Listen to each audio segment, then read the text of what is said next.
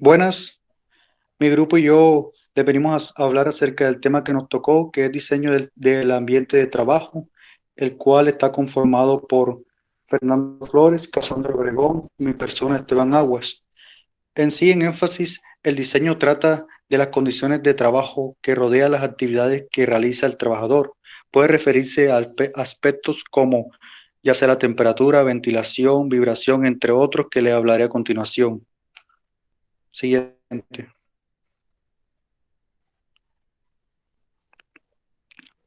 Bueno, el primer aspecto es la temperatura. La temperatura y la humedad tienen efecto en nuestro estado de ánimo. Hay quienes se sienten contentos y dinámicos cuando hace frío, otros prefieren calor, algunos muestran profunda depresión cuando llueve durante varios días, otros apenas se percatan del mal tiempo. Las investigaciones dedicadas al trabajo físico demuestran que las condiciones climatológicas adversas pueden inferir en la cantidad y cantidad de trabajo realizado. Son las condiciones ambientales y calor excesivo que están expuestos al trabajador. Es importante que el trabajador trabaje en un ambiente en el cual la temperatura esté regulada de tal manera que caiga en el rango aceptable al individuo como tal. Siguiente. La temperatura fría. Según la guía técnica relativa a Real Decreto 486 de 1997 de lugares de trabajo, se recomienda evaluar el riesgo de estrés térmico por frío cuando la temperatura de los lugares de trabajo sea inferior al 10 grados centígrados. La misma guía sugiere el empleo de un método concreto para realizar dichas evaluaciones. Pues esto es lo que la guía técnica relativa sugiere, al cual cuando en el entorno laboral están a una temperatura fría como tal. Siguiente.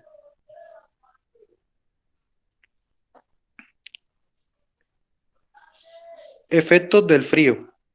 Hay dos tipos de efectos de frío. Unos son los efectos locales y otros son los efectos generales. Entre los efectos locales podemos encontrar efectos como entumecimiento de pies y manos, entumecimiento, o sea, en sí, estos entumecimientos pueden afectar entre las manos y los pies de las personas como tal, otros efectos como la disminución de la sensibilidad, otro que contrae torpeza y entre otros está la congelación de mejillas, orejas, dedos, pies y manos.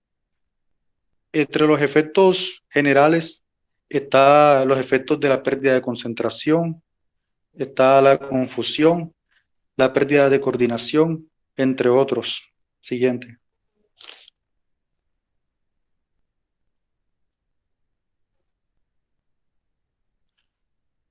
Uno de los aspectos nombrados anteriormente que era la temperatura, otro es la ventilación como tal, que dice que la ventilación es un método para controlar el ambiente mediante la utilización estratégica de flujos del aire. Consiste en la renovación del aire por medios naturales o mecánicos con el fin de reducir la emisión de olores molestos, remover un contaminantes, diluir la concentración de los contaminantes dispersos y mantener las condiciones físicas y temperaturas húmedas. En tanto, la ventilación se considera una parte integral de acondicionamiento del aire en el ambiente, con la finalidad de eliminar los contaminantes y aportar aires respirables y climatización acerca de las condiciones de la temperatura del lugar. Por, tiene factores como prevención de incendios y explosivos, otros como control de contaminantes atmosféricos, otros como control de calor y de humedad. Siguiente.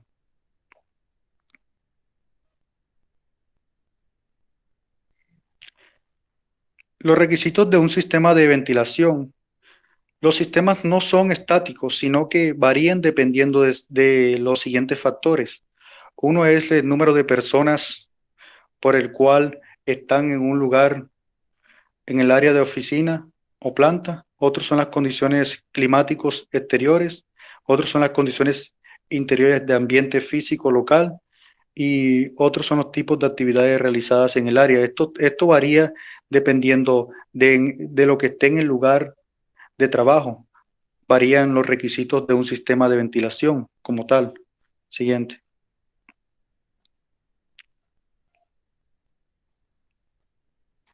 Las ventajas de un sistema de ventilación son en sí, mejorar la seguridad de los trabajadores, mantiene un entorno de trabajo limpio, es mejor que la ventilación natural y evite sanciones legales. Bueno, a continuación, mi compañera Casandra Obregón con el siguiente tema.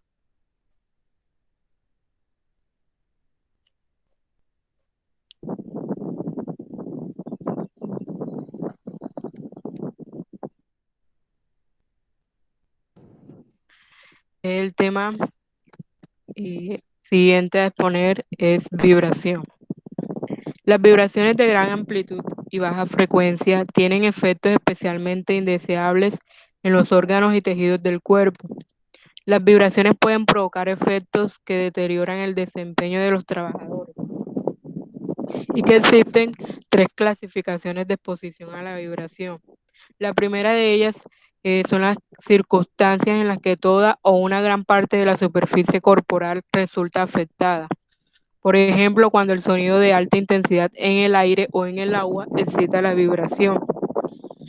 También casos en los que las vibraciones se transmiten al cuerpo a través de un área de soporte, como por ejemplo a través de las nalgas de una persona que maneja un camión o a través de los pies de una persona parada cerca de un equipo que vibra en una fundidora. Por último, situaciones en las que las vibraciones inciden sobre un área específica del cuerpo, por ejemplo en la mano cuando se sostiene u opera una máquina de herramienta.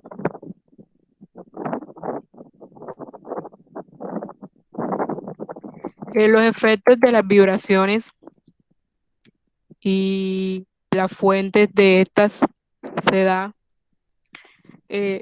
tres secciones: alta frecuencia, baja frecuencia y muy baja frecuencia. En la alta frecuencia se da de los 20 a los 1000 hercios. Esta se produce por medio de herramientas manuales rotativas alternativas o percutadoras tales como moledoras, pulidoras, lijadoras, motosierras, martillos, picadores, rompehormigueras, etc.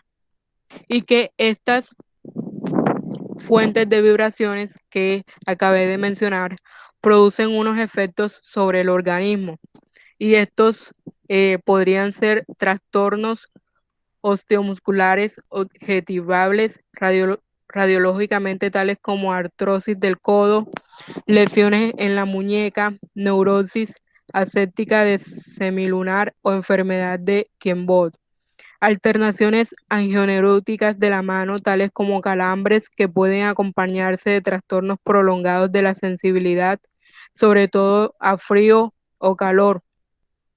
Y por último, otro efecto que puede producir la alta frecuencia sería aumento de la incidencia de enfermedades del estómago.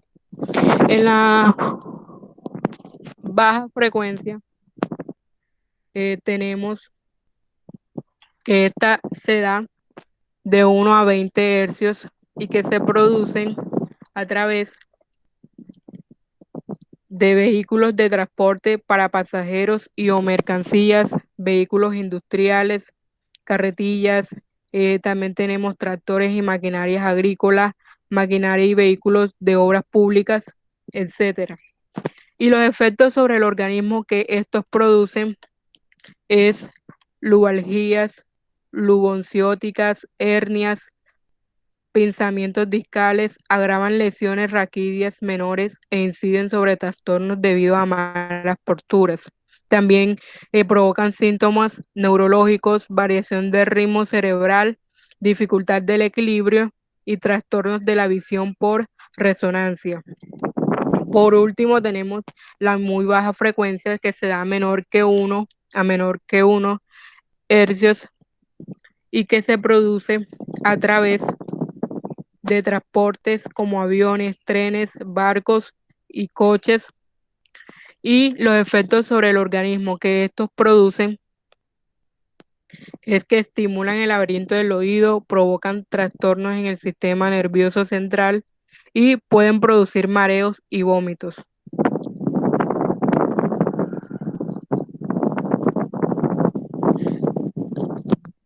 Ahora, tenemos las medidas de prevención y para estas medidas de prevención tomamos varias técnicas las cuales podemos implementar en los áreas o puestos de trabajo. Y la primera sería establecer otros métodos de trabajo que reduzcan la necesidad de exponerse a vibraciones mecánicas. La siguiente sería evitar la generación de vibraciones en la fuente. La tercera sería desintonizar las vibraciones y que esto lo podemos hacer modificando la frecuencia de resonancia por cambio de masa o rigidez del elemento afectado. La otra sería atenuar su transmisión al hombre, que lo podemos hacer interponiendo equipos auxiliares o materiales aislantes y observantes de las vibraciones. Y por último, podríamos utilizar herramientas antivibratorias como la que observamos en la imagen de la diapositiva, en donde tenemos guantes antivibratorios, que esto es conveniente para el operador o operadora que manejan equipos como fundidoras y otras iguales a estas. También para prolongar una mejor prevención, podemos decir que es conveniente realizar un reconocimiento médico específico anual para conocer el estado de afectación de las personas que están expuestas a estas vibraciones y así poder actuar en los casos de mayor susceptibilidad.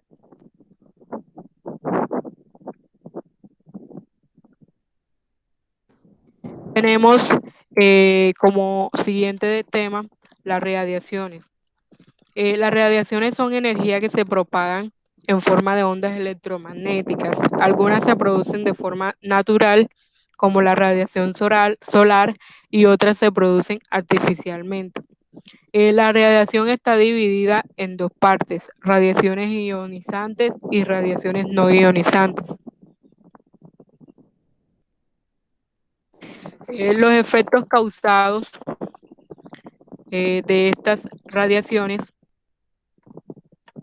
es en la radiación ionizante se da en dos secciones o se divide en dos secciones. La primera es en la exposición interna, que esta radiación ionizante se produce cuando un radionuclido es inhalado, ingerido o entra de algún otro modo en el torrente sanguíneo. Por ejemplo, tenemos las inyecciones o heridas abiertas que por ahí pueden entrar estas radiaciones.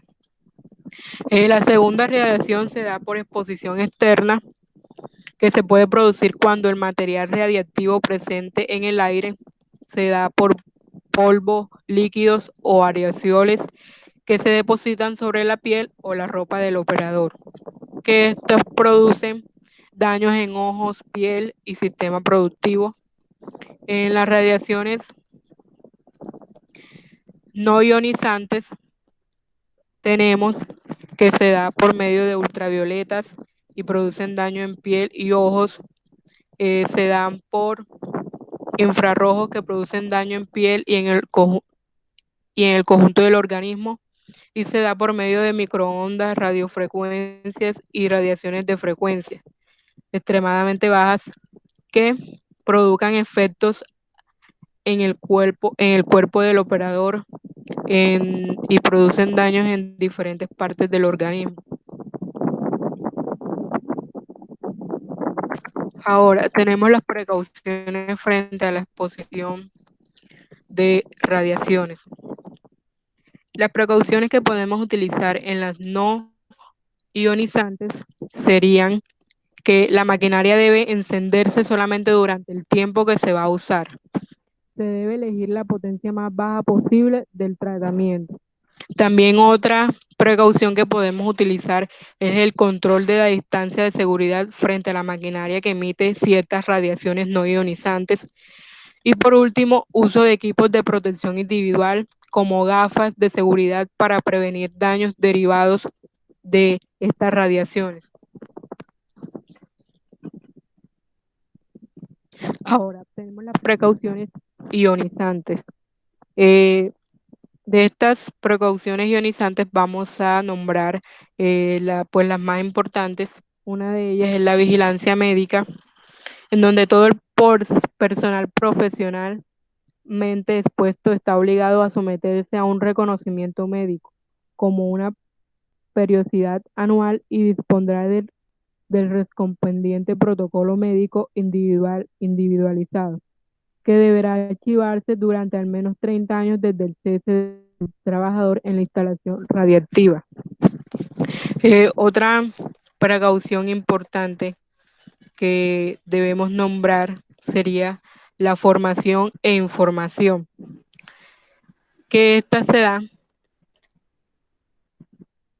que previo al inicio de la actividad del operador o al inicio de la actividad de cualquier estudiante que se presente a un área de estos puestos, ellos deben informarse adecuadamente en materia de protección radiológica y deberán asimismo ser informados e instruidos al nivel adecuado sobre el riesgo de exposición a radiaciones ionizantes en su puesto de trabajo, que incluirá los siguientes aspectos o siguientes temas de los cuales deben informarse e instruirse.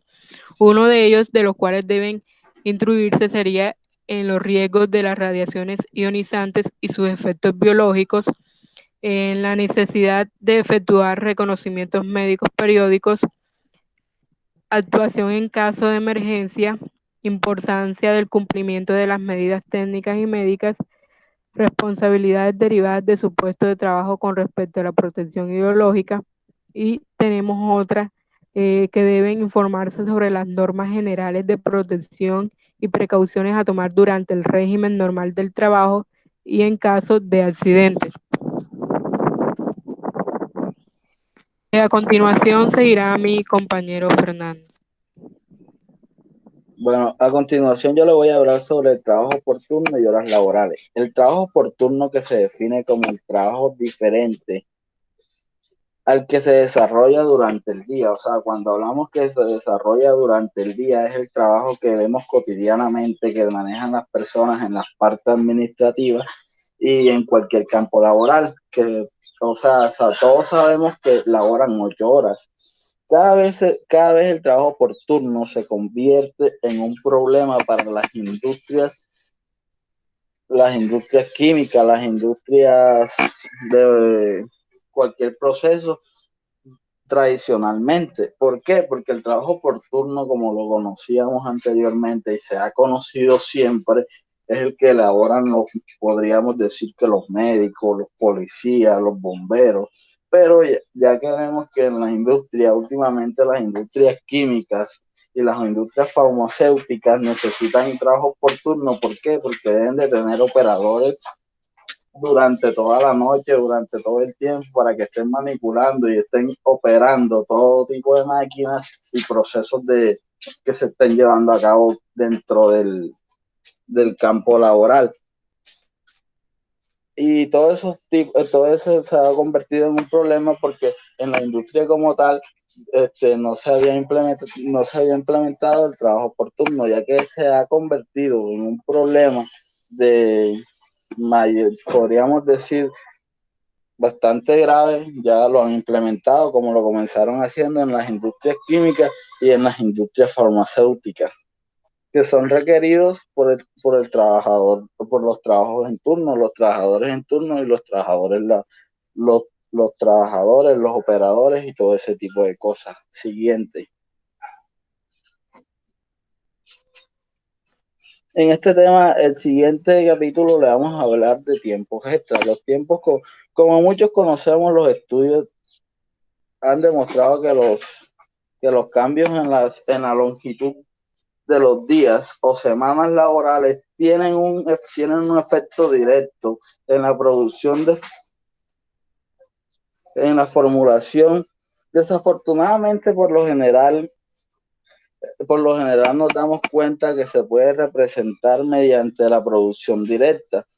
Y ahí nos damos cuenta que, pues, como todos, como nos podemos ver o podemos indagar, que los tiempos extras se manejan desde ese tipo desde esos puntos. Pues muchos de esos puntos los vemos como que en las producciones directas como tal, o la mayoría se ven en las producciones directas. Siguiente.